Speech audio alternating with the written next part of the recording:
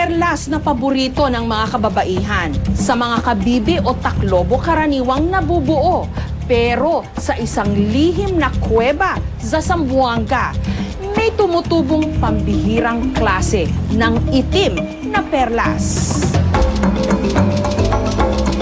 Hindi mahirap makita kung bakit minahal ng gusto ni Jose Rizal ang Zamboanga del Norte.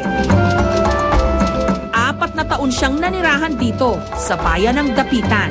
At ang gandang nasilayan niya noon, buhay na buhay hanggang ngayon.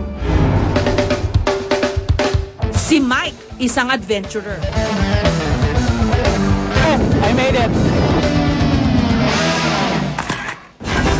Napuntahan na raw niya ang lahat ng mga magagandang tanawin na binanggit ni Rizal dito, maliban sa mga kuweba. At ayon sa balitang nakarating sa kanya, sa mga kuweba ng Zamboanga del Norte, makikita ang isang pambihirang hiyas, ang Cave Pearl. May enjoy natin lahat ng mga klaseng rock formations doon. At the same time, yung Cave Pearl na tinatawag nila, I'm so very interested to witness it na meron ba talagang Cave Pearl. Ang Cave Pearl ay isa raw uri ng perlas, pero hindi raw sa loob ng kabibi o taklobo ito nabubuo, kundi sa loob ng kuwebang hindi napapasok ng tao. Tinatayang milyong taon daw ang lumilipas bago mabuo ang isang Cave Pearl.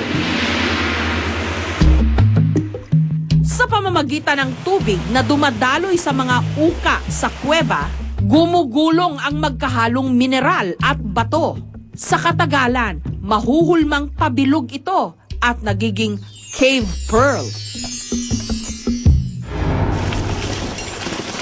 Hindi madali ang paghahanap ng ganitong uri ng perlas dahil may banta ng kamatayan sa sinumang mangahas na pasukin ang kuwebang kinalalagyan nito.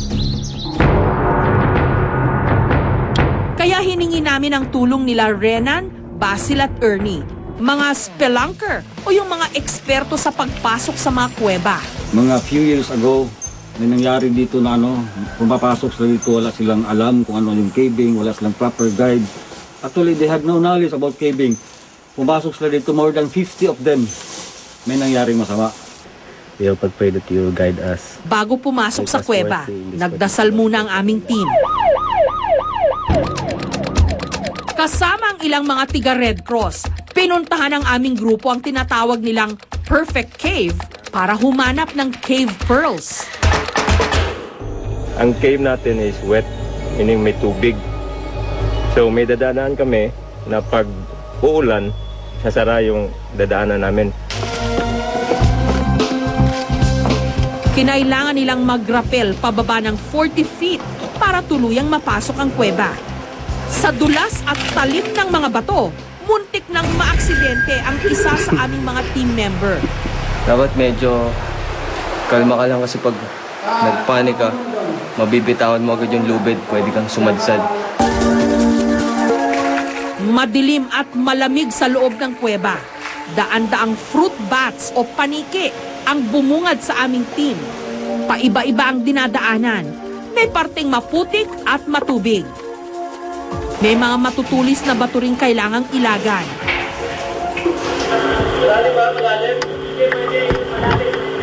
Mag-underwater tayo for a few meters, then another chamber naman. So after this sump, doon na ang portion ng caves na na-preserve talaga. Doon natin mahahanap yung cave pearl.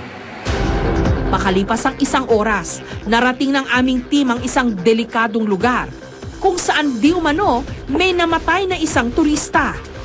Kinailangan ding sumuot ng aming grupo sa isang butas.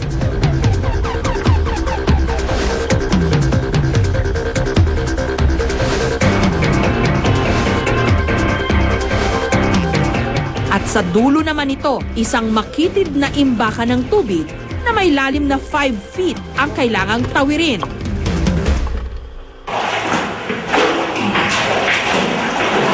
Bahagya namang nabawasan ang hirap ng aming team sa mga nagkalat na stalactite at stalagmite.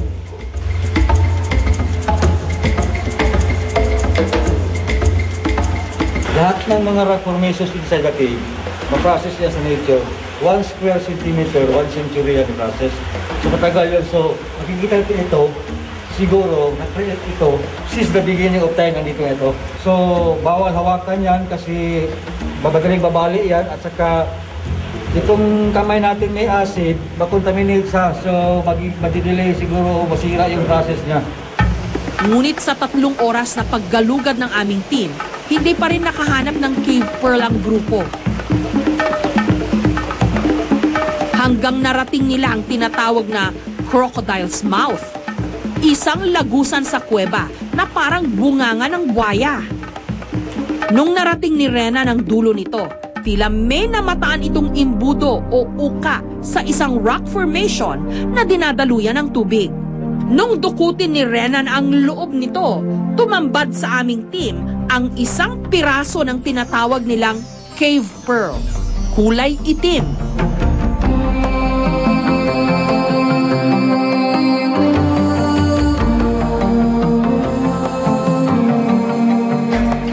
Ito na ang cave pearl. Itim pa yan kasi palagi pa siya on process pa siya. Darating ang panahon, magiging crystal ito. Dahil ma-purify na talaga yung process niya.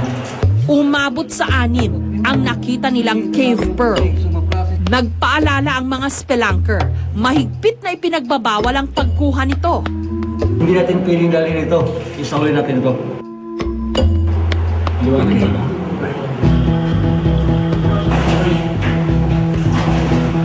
Matapos ang mahigit 6 na oras, muling nakabalik sa ibabaw ng lupa ang aming team. That was my first time na nakita ko yung cave pearl. Although black siya na cave pearl, but for my entire life, di ko na makakalimutan yun. May mga municipal ordinance tayo na bawal pumasok sa cave nang walang kasamang tour guide. So bawal kinukuha yan. So we have a national law that also punishes it. I think it's a penalty of 2 to 6 years. Nung nakabalik ang aming team sa Maynila, ipinakita namin kay Dr. Caloy Arcilla ng UP National Institute of Geological Sciences ang video ng aming natuklasan sa loob ng Perfect Cave. Siya mismo namangha sa aming nakuhanan. From the nakita ko on the stature of the stalactites and stalagmites, it's still very pristine. So, which means that very few people have gone in. Isa ring pala isipan kay Dr. Arcilla ang umano'y itim na perlas. Kung totoong ginilaw yan, sinabi nyo na ang tawag yan na hindi pa inaabot yan, di ba? This must have happened over hundreds or maybe thousands of years. Okay. From that perspective, then it will be very precious. Pero dahil hindi niya masuri ng malapitan ng mga cave pearl, may pag-aalinlangan siya. Maaari raw mawalan ng halaga ang cave pearls kapag tinanggal ito sa kasalukuyan nilang kinalalagyan. It's rare because it's incredibly unique, you know? What are the chances na papasok yung bato doon sa loob? Tapos pagugulungin ng thousands of years, no? Nang ganon, no? So, from that perspective, it's very rare. Now, the problem is, pag tinanggal mo yan, let's say, kinuha mo doon, ibebenta mo siya. Sino maniniwala sa'yo na doon ang galing yun, di ba? I mean, so its value is only understood when it's found doon sa kanyang location. Tila may basihan nga ang tawag sa ating bansa na perlas ng silangan. Ang pambihira nitong ganda at yaman, walang katulad. Kaya dapat pakaingatan. Kapag ito'y nawala, baka hindi na ito mapalitan.